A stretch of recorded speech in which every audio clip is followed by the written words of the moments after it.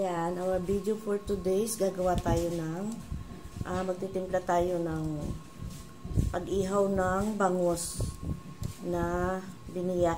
Ayan, para maiba naman yung lasa, panlasa nyo sa inihaw na bangus. Titimplahan ko ito kung gusto ninyo, gayahin ninyo at talagang may kakaibang sarap yung ganitong recipe ng pag-iihaw ng bangus. So, ito ay suka. Ito, suka. Dagdagan natin para medyo lubog yung ating bangus. Para siya ay lubog na lubog. Masipsip niya lahat yung ating gagawing timpla na pampasarap. Kaya ganito ang kulay nito, guys. Ito ay suka ng Ilocos. Sukang tubo. Ayan, ito ay suka. Lalagyan natin ng asin. Titimplahan natin siya. And then, lalagyan natin siya ng toyo. Yan, toyo. At meron din siyang calamansi juice.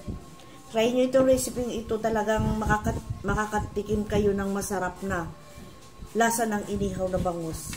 Ayan, may bawang tayong dinurog. Para maiba naman.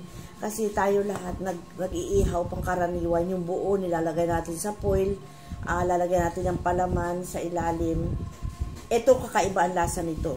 Ayan. Lagyan din natin siya ng betchin. Siyempre, para may pampasarap. Yung mga nasanay na sa betchin, ganyan. Pwede nyo lang betchin. Pamintang durog. Ayan. Lagyan natin. At, ano to? Mantika. Yan. Mantika. Yan ang magbibigay, dadagdag linamnam sa ating bangus. Kakamayin ko na at yan naman ay malinis. So, ayan.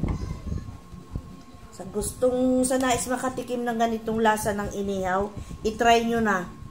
Talagang masarap. Promise. Ayan. Ayan, ibabad natin siya dyan. Ito kasi, iihawin ko ito mamaya pang hapon. Hapon ko pa ito iihawin. Mas matagal nakababad, mas masarap. Ayan. Ayan natin nakababad siya dyan buong maghapon.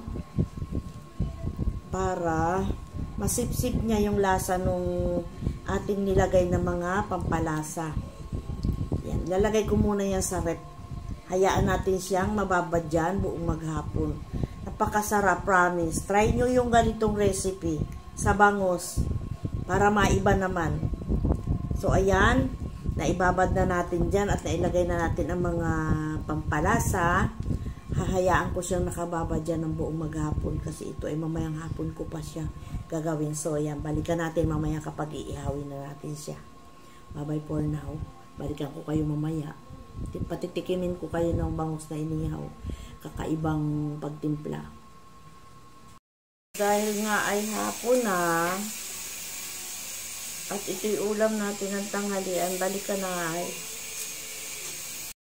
So, ayan, balikan natin yung aking minabad na bangus na pang-ihaw. Dahil hapon na at ito'y ulam sa hapunan, umpisahan na natin balutin sa foil para siya ay ihawin. Ayan.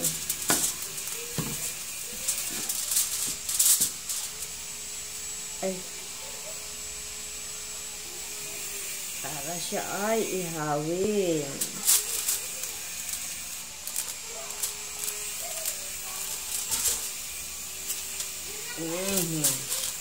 Masarap ito, guys. Try nyo yung recipe na ito. Try nyo. Napakasarap. Malasang malasa. Iba naman ang lasa niya kaysa ron sa lagyan natin ng kaunting sauce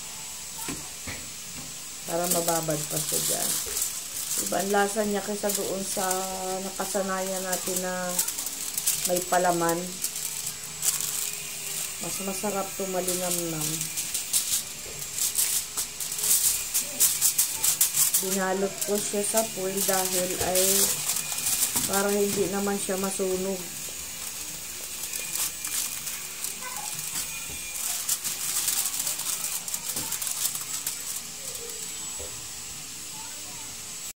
Ito nabalot na natin.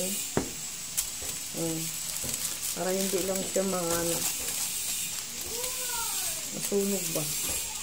So, ayan. Ready na siya para ihawin. Ayan.